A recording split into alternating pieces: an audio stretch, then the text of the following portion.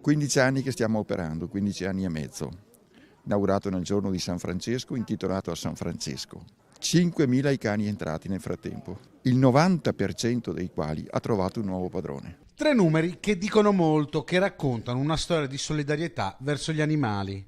Solidarietà a cui si aggiunge quella di Etra e dei suoi dipendenti che hanno voluto donare cibo e coperte. Abbiamo allargato la nostra azione di solidarietà, quindi 2 sono i canili coinvolti da questa iniziativa, 2 canili che insistono sul territorio gestito da Etra.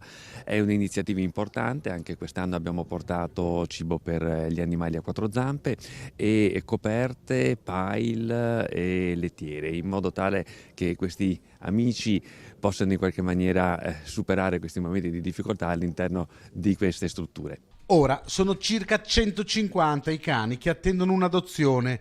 A loro disposizione sono 50 i volontari. Il fenomeno del randagismo è in lenta ma costante diminuzione. Gli abbandoni di cani, che sono in maggiore crescita, ora sono legati a quelli che i volontari definiscono casi sociali.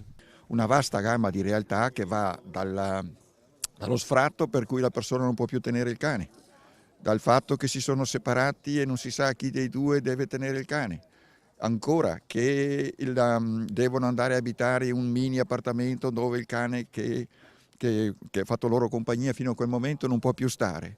Ecco, allora noi cerchiamo di intervenire.